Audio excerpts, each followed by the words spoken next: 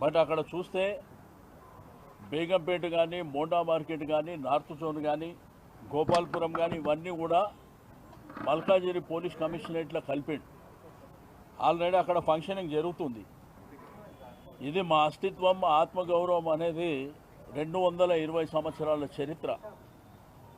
మా తల్లిదండ్రుల పేరే మారుస్తామనే విధంగా ప్రవర్తిస్తే ప్రజాస్వామ్యంలో నిరసన చెప్పేటువంటి హక్కు అందరికీ ఉంటుంది. మీరు రాత్రి 10:40 మీరు రిజెక్షన్ అని చెప్పి మేము అప్లై చేసింది 5 రోజుల కింద. ఒకవేళ మీరు నిన్ననో మొన్ననో రిజెక్షన్ చేస్తే మేము కోర్టు ద్వారా పర్మిషన్ తీసుకుంటుంటే, ఈరోజు ముఖ్యమంత్రి గారు ఎక్కడన్నా పోతేనేమో అందరిని అరెస్ట్ చేస్తారు ప్రతిపక్ష పార్టీలని. వాళ్ళేమో ఇష్టానుసారం ర్యాలీలు చేసుకోవచ్చు. సెక్రటరేట్ రిస్ట్రిక్టెడ్ ఏరియా, సెక్రటరేట్ ముంగట కూడా ముఖ్యమంత్రి గారు పాదయాత్రలు చేసుకోవచ్చు. కానీ ప్రజాస్వామ్యం లోపల మాకు హక్కు లేనట్టు, మా అస్తిత్వం, మా సికింద్రాబాద్ ప్రజలు 220 సంవత్సరాల చరిత్ర ఉన్నటువంటి మా ప్రాంతాన్ని, మా ప్రాంతం పేరు లేకుండా మా అస్తిత్వం మీద దెబ్బ కొట్టినప్పుడు ప్రజాస్వామ్యబద్ధంగా మేము నిరసన చెప్పేటువంటి కార్యక్రమాన్ని ఈరోజు ఏర్పాటు చేసుకున్నాం. మీరు చూస్తే ఒక కర్ఫ్యూని తలపించే విధంగా కొన్ని వేలాది మంది పోలీసులు పెట్టి ఎక్కడదక్కడ అరెస్టుల పర్వం కొనసాగించడం అనేది దుర్మార్గమైనటువంటి చర్య. దీన్ని తీవ్రంగా ఖండించడమే కాకుండా మళ్ళీ ఫస్ట్ వీక్లో కోర్టుకు పోతాం, న్యాయపరంగా పర్మిషన్ తీసుకొని మళ్ళీ ర్యాలీ కంటిన్యూ చేస్తామని చెప్పి నేను ఈ సందర్భంగా తెలియజేస్తూ ఉన్నాను. ఎట్టి పరిస్థితుల్లో మా సికింద్రాబాద్ అస్తిత్వం మీద, జంట నగరాలంటే హైదరాబాద్ సిటీలో ట్యాంక్ బండ్ రైట్ సైడ్ ఏమో హైదరాబాద్, లెఫ్ట్ సైడ్ ఏమో సికింద్రాబాద్.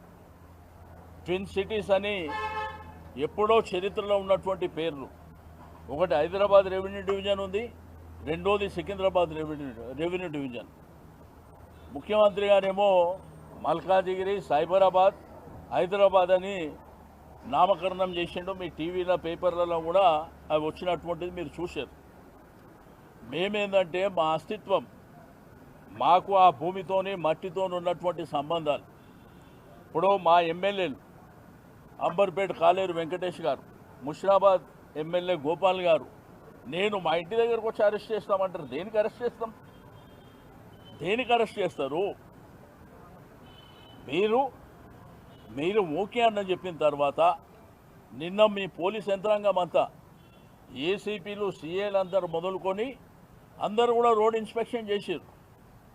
మాది శాంతియుతమైనటువంటి ర్యాలీ, పొలిటికల్ పార్టీ కండువాలు పెట్టుకునే ర్యాలీ కూడా కాదు. దాంట్లో అందరిని ఆహ్వానించినాం. మీకు విద్యారంగ సంస్థలు కానీ, వ్యాపార రంగ సంస్థలు కానీ, అడ్వకేట్లు కానీ, డాక్టర్లు కానీ, విద్యార్థులు కానీ, మహిళలు కానీ, అన్ని సంఘాలు, నీకు కిసంగంజ్ మోండా మార్కెట్ కానీ, బోయిన్పల్లి మార్కెట్ కానీ, బట్టల బజార్ కానీ, అందరినీ కూడా మరి ఇన్వైట్ చేసినాం. బట్ ఇదేం పద్ధతి? ఈ పద్ధతి లేకుండా ఇష్టానుసారంగా పోలీసు రాజ్యం నడిపిస్తామనుకుంటే మీ కర్మ, మేము చేసేది ఏం లేదు.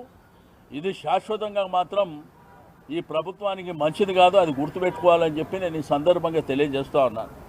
ఓకే, ఇవాళ మీరు పైశాచిక ఆనందం పొందిండొచ్చు, కానీ అల్టిమేట్గా మళ్ళీ చట్టపరంగా, న్యాయపరంగా మేము పర్మిషన్ తీసుకొని మళ్ళీ ఫస్ట్ వీక్లో ఈ కార్యక్రమాన్ని, కార్యాచరణ చేస్తాం.